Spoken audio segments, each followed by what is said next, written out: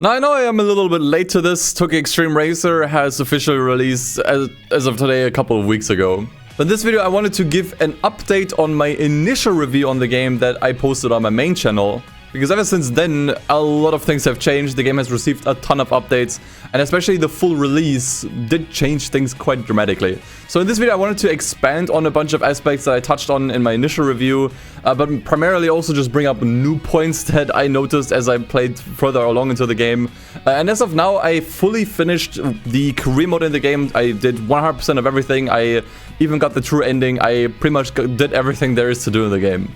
The only thing that I haven't done yet is get all of the achievements, which I think I will do at a later point, because, yeah, I feel very much done with the game for now. But overall, I would say I still very much enjoyed the game, and it's definitely a game that, even now that the price has slightly increased by, I think, 10 bucks, I would still heavily recommend. I think this is still an awesome, single-player, unapologetically old-school racing game that is available on Steam and can run on pretty much anything. However, the fact of this game being old school unfortunately also kind of backfired in certain ways, which I'll also talk about. But yeah, I will critique the game a bunch in this video, but don't let it like fool you. I still very much like the game. I enjoyed it. It just hasn't reached that same high, I think, that like it personally hit for me when the game initially came out in early access. So why don't we immediately just jump into the game so I can just directly show a few things. In this video, I will also primarily bring up the new points. I'm not gonna regurgitate all of the stuff that I talked about in my original review video. So if you have not seen that yet and you don't know anything about this game, I highly encourage you to watch that one first, because it gives you a more surface level overview of the game. Whereas in this video, I just wanted to touch on new aspects that came up while I finished the game or while I played through the game, as well as just bringing up a few things that have maybe slightly changed since then. And so I immediately want to just start out with the good here, and like one thing that I absolutely did not appreciate enough while I played through the game initially was the car designs. So some of the rival cars look genuinely fantastic.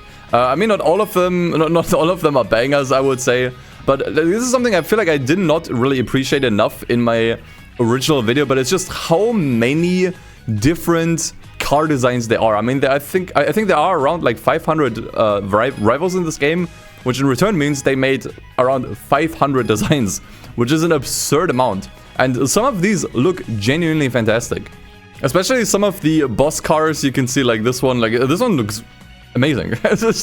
And once again, it's something I didn't really appreciate enough, but I definitely kept noticing as I played on throughout the game, and I was always just kind of like fascinated by how cool these cars look at times, and how creative these designs were that Genki made.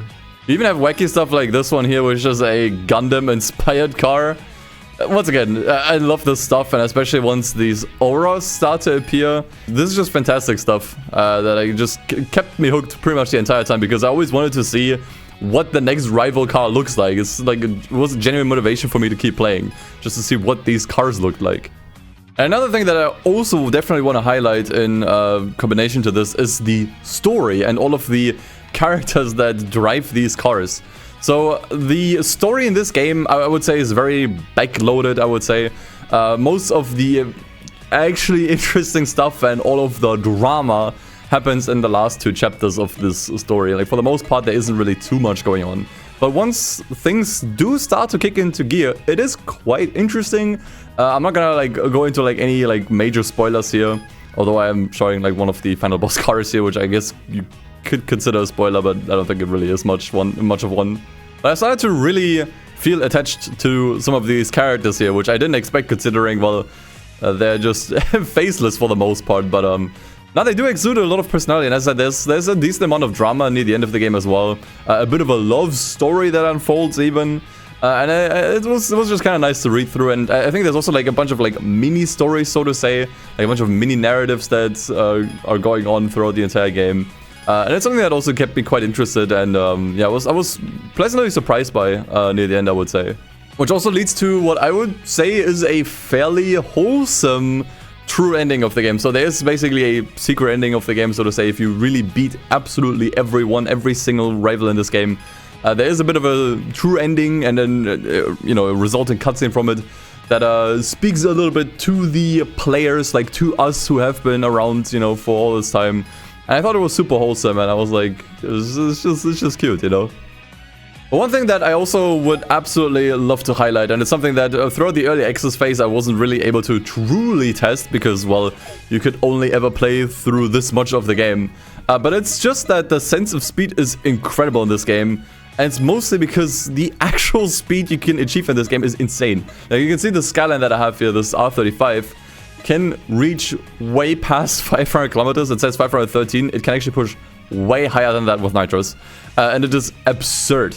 I love it. This is in fact kind of what we did for the Pepega mod in Pro Street, where we just uncapped any and all speed limiters for the speed challenges, because dude, like, high speeds are like always fun, and in this game you can reach some absolutely absurd speeds.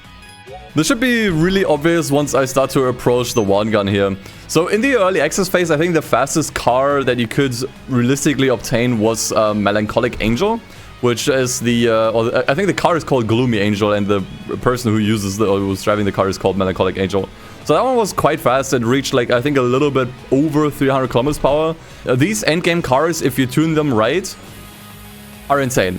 And the sense of speed is incredible. In fact, I had to turn down the camera shake setting. I think it's down from 10 to like 7 or 5, because it was almost too much. Like, it became slightly difficult to see ahead, especially with this aura that I have equipped here. It feels like we're reaching like supersonic speed here, and this is incredible. Like, this is one of the most absurd senses of speed I think I have ever seen across any racing game. And quite frankly, it's because the actual speed is just really high. Like, we're now pushing like we should get to 550 here. Yeah, I think we hit it for a brief moment there. It's incredible, and it's such a rush to do battles at these speeds, especially because some of the late stage rivals can also hit speeds like fairly similar to this, and just dodging traffic at these speeds, it's just such a rush, man, and it's something that I don't think will ever get boring to me. And since I already mentioned the rivals earlier, I don't think I can show this off because the car I'm driving is completely overpowered and these opponents cannot keep up. But the AI was actually one of my main critique points in my original video, with how they just don't seem to be able to properly follow you if you are ahead. So if there are any diverging paths coming up ahead, or, you know, exit ramps, that kind of stuff, they had issues properly following you, and it would happen every, like, I wouldn't say it happened frequently, but every now and then the cars would just drive in a different direction than you were driving, and it would result in a draw, which the game still counts as a loss, by the way. Like, a draw and a loss is pretty much the same thing. This does not really happen here at all anymore, I would say. And this is mainly because you can now indicate, I think you could indicate in the early access release as well, but now indicating actually has a purpose. So if you are ahead and there is a ramp coming up, or, you know, a diverging path, and you can drive down like a different path of the highway, you can indicate and basically with that tell your opponent that's behind you where you want to continue. And also the UI indicates this as well, on like which path the rival car behind you is going to follow as well. Same if they're ahead of you, which it just improves things massively. And I think in general the AI has become a lot more competent and intelligent over time. And this also extends to the battles themselves, so you can really tell that there are different driving personalities. I feel like this is something that a lot of racing games have attempted, but never really properly gotten right. I think Forza has always done this, like, full driver tar thing, but like, all things considered, all the driver tars feel exactly the same. Not in this game. Like, in this game, you can genuinely tell if an opponent is more aggressive, or if an opponent drives more cleanly. You can really tell all of these driving personalities apart. So overall, I would say, like, the AI has improved massively in this game, and all the rivals have just become way more interesting to battle against as a result. So yeah, with that out of the way, as I said earlier, there is much to praise here. I think a lot of things have genuinely improved. There are a few things that I'm not mentioning here because I think they're quite obvious, because it's just extra content that got added.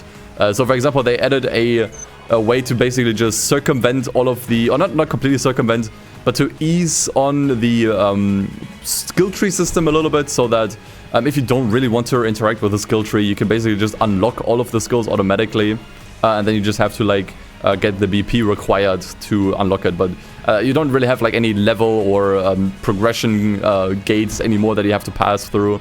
It all just kind of like unlocks immediately. Same with like an extra mode that allows you to enable temperatures on the car, so oil and water temperatures, as well as also added tire wear when you're not in a battle, Which, like, that stuff is just all around good stuff. Like, I don't feel the need to just mention, like, extra options and extra modes. Because it's just, like, an obvious good thing. So, I'm gonna leave most of that stuff out here, but just know I could keep going here and just mention a few more things that I liked about the full release here. But I decided not to because I think they're just quite obvious points. And so with that, I think I will now talk a little bit about the bad. And unfortunately, there's a little bit more than I was hoping for. So just want to say this outright. I'm not like complaining that the game is bad or anything. Like all of which I'm gonna say now is coming from a place of love because I really like this game and I want the developers Genki to do even better in their next attempt. Right? Like all of this is constructive criticism. And I'm not gonna lie, maybe a few things you could maybe chalk up to a skill issue. I'm gonna be as transparent and honest about it as I can be. But yeah, I think the first point that I just want to bring up, that I think just kind of encapsulates like a bunch of other points that I'm gonna mention here. It's that I felt that the post-game was a little bit disappointing. So in the early access phase, you had access to the first 2 stages, unless you count stage 0 as a separate stage. In that case, you had 3 stages. And stages 1 and 2 were very lengthy. Like, they were a bunch of rivals to defeat. And just the early access content alone could keep you busy for upwards of 20 hours if you really take your time with it and mess with, like, cars and tuning and just, you know, just kind of, like, drive around a bunch. And I was kind of hoping that the later stages would match this kind of length. But I forgot which one it was, either stage 4 or 3 or 5. That was really short. Like, where there just weren't a bunch of rivals. It was kind of like a bit of a filler, honestly. Like, almost it felt like. And in general, I feel like the length of the last part of the game wasn't really as much as I had hoped. So it's pretty much like another half got added when I guess what I wanted was like 2/3. I was hoping for like a little bit more, and a few stages felt really, really short. As well as also just the post-game in general. There's like after you basically beat the story, there's 3 more rivals you can defeat and then a secret boss. And then you also have to defeat all of the Wanderers, of which there aren't really that many of. I think like a little bit more than 70. So yeah, I was just hoping for like a little bit more playable content, but at the end of the day, there's still enough here that it justifies the price tag, I think. And while I already mentioned the AI positively earlier in how it became a little bit more intelligent and how there's like obvious driving styles now, I will also have to say that I had some issues with it, and it's mainly that near the end of the game, the AI becomes completely insane. Like it's to like an absurd degree. And I think this is something that I will keep saying a couple of times now.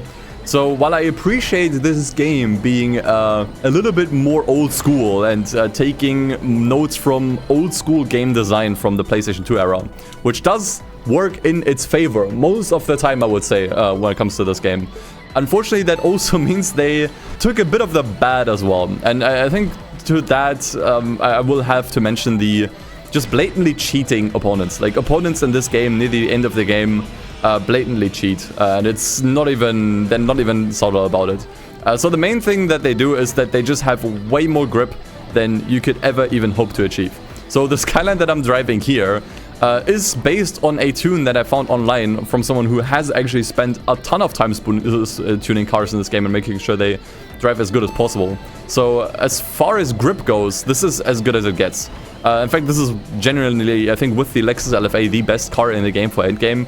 And this car, grip-wise, cannot keep up with anything that is driver level 28 and beyond. I mean, there's actually a level 29 opponent, maybe I can show this off here. These opponents just reach grip levels that are unobtainable for the player. And I think this kind of sucks. Once again, like, this is something game, you know, that is like kind of like old game design. And I won't lie, there is some appeal to this, to beating opponents that just have a better car than you. Okay, he just crashed. And I will admit that in the past Tokyo Xtreme Racer games, he's actually just stuck behind the he's just dragging that traffic car along. Yeah, the AI is more intelligent, guys, trust me. I know I said it earlier, but wait, can I help him out? Let me try to help him out here. Okay, I think we're driving again. Okay, what was I talking about? Yeah, there is some appeal to this. I think this was kind of like the approach when it came to the previous Tokyo Xtreme Racer games. It's that, wow, he's actually just ramming into everything, Jesus Christ. Sorry for getting interrupted all the time. I'm gonna finish my point now. So there is some appeal to this, and it's that you keep doing these like unfair races over and over and over again until eventually all the planets align, the traffic lines up perfectly, you get onto a good part of the highway, and then after numerous attempts, you finally beat the rival. There is some satisfaction to this, I will admit, but to me it's just not fun. It's just not fun having to deal with AI that is really obviously cheating, and especially here it turns into essentially just gambling. It's not that the better driver wins. Yeah, you could see it here, like he was just able to grip through that corner. I have driven that exact car that he's driving. You cannot obtain that level of grip. It basically just turns into glorified gambling where, you know, you just have to hope that the AI hits a traffic car or somehow messes up in another way. And it's just not fun, you know, and this is pretty much what a large part of the last few hours of the game consists of. It's just redoing races over and over again, hoping that things get right. And I'm gonna be honest, I think out of all things, this is something that I think we should have left in the PlayStation 2 era. This is something that I could kind of excuse back then, but nowadays, not so much anymore. It's just something that I think after a while started to really grind my gears. And I would have liked the AI to just be a little bit more fair, I think.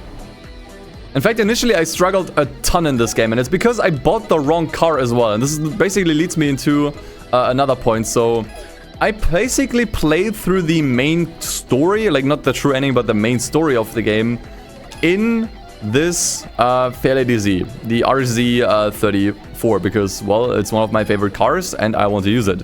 Dragging this car through the end of the game was an absolute pain, because this car is not competitive for the last couple of stages in the game. It was like I did it, but it did not feel fun or satisfying, because once again it just felt like I had to gamble my way through pretty much every race. And the reason why this is because the cars in this game are completely unbalanced. So you have this perk tree here, which I highlighted in my initial video, where you have to unlock the cars first before you can purchase them. And I will talk a little bit more about the BP system in a bit. But basically what you have to know is that the further down a car is, the better it is usually. And in this case, the you know, the Z that I used here is not quite at the bottom, right? So you can see that the Skyline GTRs are at the bottom, Lexus LFA is at the bottom, and the Z is kind of like 2 stages behind. So you could make the argument that this car was never going to fully properly cut it.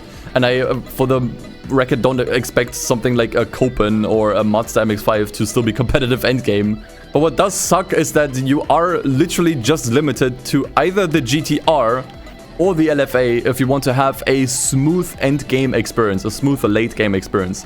Which sucks for me, because as you can see, I did buy, or at least unlock, the 2022 NSX, because I figured, hey, this is a new car that I have not seen or used in any other racing game before.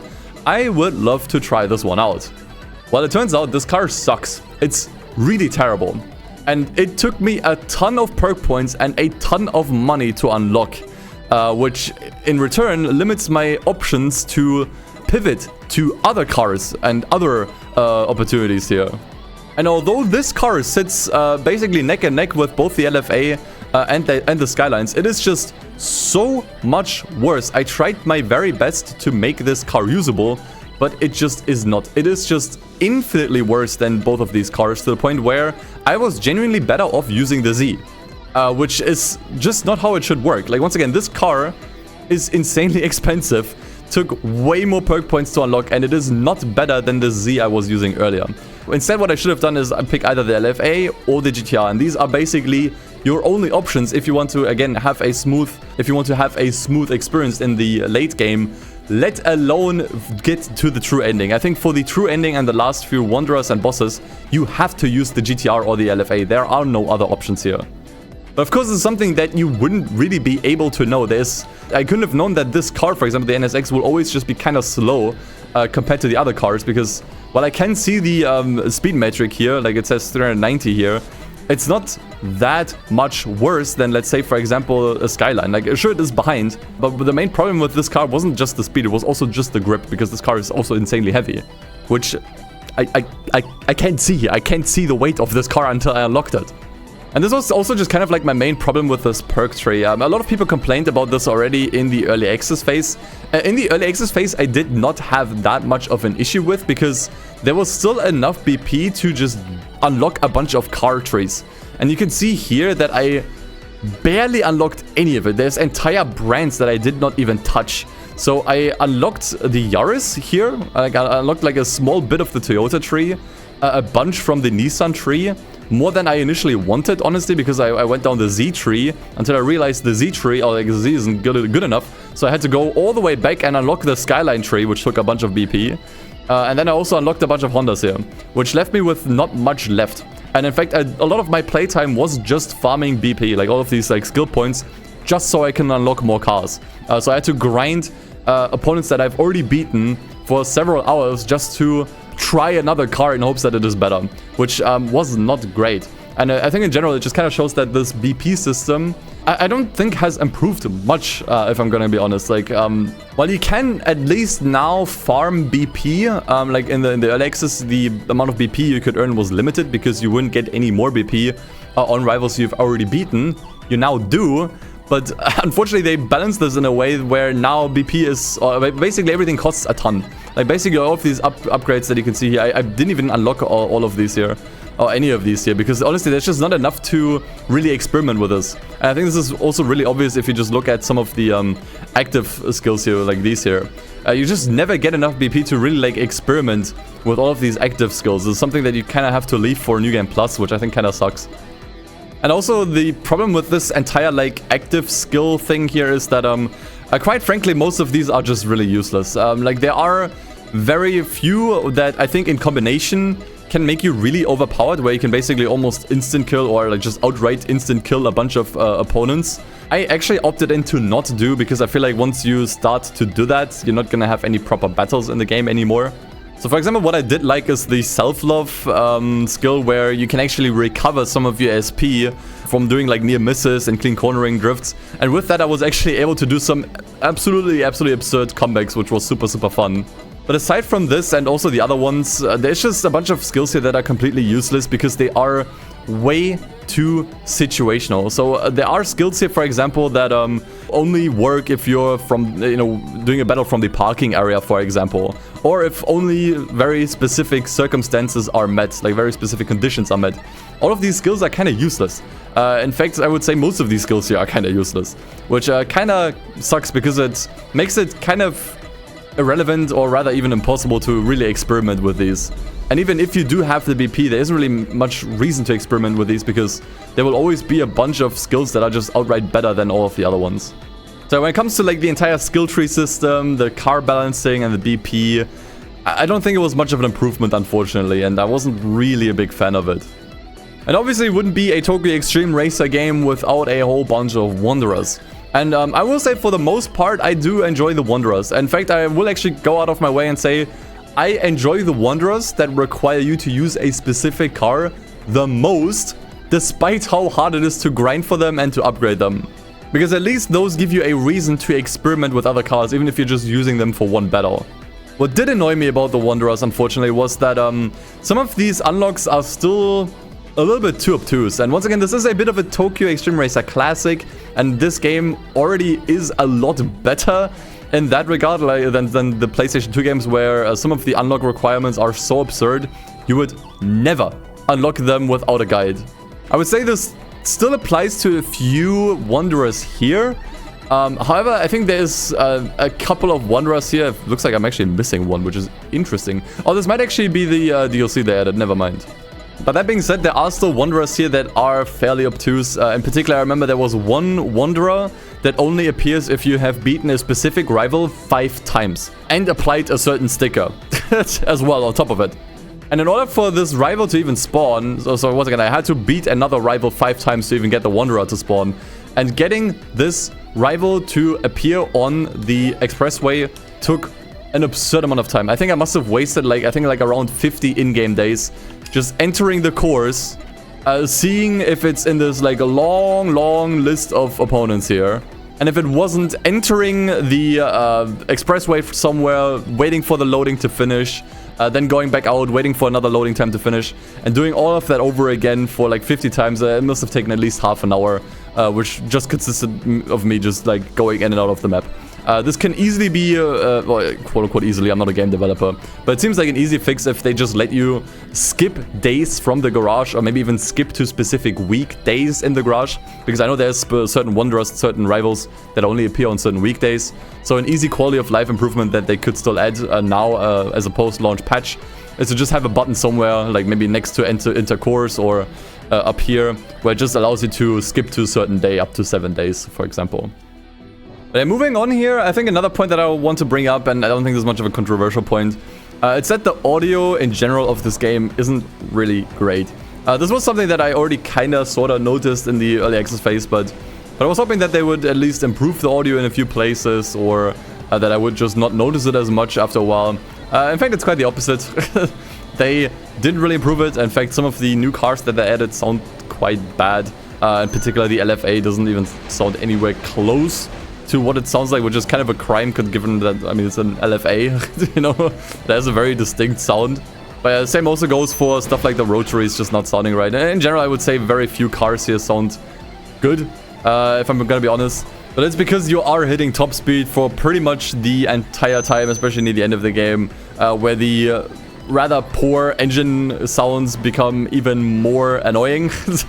So that was a bit unfortunate. But when I say bad audio, I don't just mean the bad engine sounds. I do not mean the soundtrack. The soundtrack is actually phenomenal. But I think there's something wrong with the audio balancing. For some reason, the menu sounds sometimes overlap and get really loud, way louder than the rest. Also, stuff like collisions sounds just really bad. Let me put it this way, it's a game that I wouldn't mind muting and just playing music. I don't think you're really missing out on much. And since I already talked about menuing as well, I also think that it is quite finicky, because in the early access phase you only had this cursor that you can move around with the analog stick or with a mouse if you want to. And now they did add functionality that you can use the D-pad to basically just snap to, you know, whatever button you want to like select or highlight. But this only really works semi-well. Like, you can tell this is a system that they just kind of like slapped on, because like the timing here sometimes takes ages for the cursor to get anywhere. That's like one thing. And also at times it just doesn't work. So for example, if I want to look through the rival list, this was something that I did frequently to make sure that I can find all the Wanderers and whatnot. So if I scroll down here with the D-pad, it just puts me on filter here. Like, this is kind of what I mean. Like, it doesn't actually properly scroll down here, and it doesn't really work as well as you'd think. So oftentimes I found myself just using the mouse just to select stuff, because yeah, using the D-pad for this stuff is just not anywhere near as precise and doesn't work as well as it should. So I honestly hope they just get rid of this like mouse cursor thing altogether for the next game, to be honest. And then lastly, one more thing that I don't think is like strictly a negative, but it feels like kind of a bit of an oversight, is when I did mention the additional rules here, which I think are genuinely like a cool thing, where, you know, it enables water and oil temperatures as well as tire wear outside of battle. Well, I think this is cool, and I like that this exists, and it's awesome that they added this. I think there's like a bit of an oversight here, because there aren't really any ways to really work with this in any kind of way. So if you are playing in manual, and I, for the record, also think that the additional rules mainly exist for people to play in manual. Like, if you are playing on automatic, you are not really supposed to use this system, because if you do, your engine will basically heat up within like 3 battles, and you will have to basically just exit the course again. But to be honest, I don't think that's much of an excuse, because in the previous Tokyo Xtreme Racer game that had temperatures, I'm not sure if Import Tuner Challenge had it as well, but definitely in Tokyo Xtreme Racer 3, you had to use these. Like, it wasn't actually a toggleable option, but in that game you could improve parts like your intercooler, which if you upgraded your intercooler would actually prevent your engine and oil temperatures from overheating too quickly. So you could still play in automatic transmission on that game with, you know, temperatures enabled. You just had to kind of work with it, or rather work against the temperatures by upgrading certain parts of the car. So there isn't really anything to work against the additional rules, or work with the additional rules, whatever you want to call it. So that's just something that was kind of like a bit of a miss for me, if I'm being honest. And I didn't end up using the additional rules, because quite frankly, this game I just enjoy playing on automatic a little bit more. Now there's minor other things I could mention, like for example the traffic sometimes just cuts through the course when it shouldn't, in particular when it kind of like wants to shift from an exit of like an exit point or whatever back onto the road. It just kind of like drive straight over like some of the lines. It's just like the traffic doesn't really behave the way it should at times, which did at least ruin like 2 or 3 battles of mine. But honestly, like in the grand scheme of things, stuff like this is fairly minor. So I think honestly at this point I've kind of covered everything that I wanted to talk about. So overall, once again, I know this video was filled with a lot of complaining and a bunch of critiquing, but rest assured that all of this was done on a very high level. And to be quite honest, none of these things are anything that ruined the experience for me. It's just stuff that I wish was a little bit better, so I could just call this game a 10 out of 10. Because as I said, unfortunately kind of isn't. But then again, this was Genki's first game in a very, very long time, and I think a lot of people in the Genki studio are completely new to making games, or at least haven't been working on the older TXR games in general. So for what is essentially like a first attempt at making a modern TXR game, I'm super happy with this. I'm gonna be straight up. And I will still recommend this game to anyone who thinks this looks interesting, for anyone who likes one-gun highway racing. It's just that now I will mention that, you know, like later on the game can get a little bit annoying, and there are a few factors that I did not quite enjoy as much near the end of the game. But I think overall as a package, this is still a game that I can heavily recommend, and that I still really, really enjoyed. And I really hope we get to see more games from Genki. Hopefully now they start to tackle a Tokyo Xtreme Racer drift game. I would absolutely love that, but honestly, I'm just really excited for the future of the series. I'm excited for the future of Genki, and I can't wait to see what they have in store. But let me know about your opinion on the game in the comments below. Did you play it? Did you finish it? Did you get the true ending? Do you agree with me? Do you disagree with me? Tell me all about it in the comments below. And with that, I'm out for today. Thank you so much for listening. And until next time, take care, take it easy, and as always, peace. See you guys.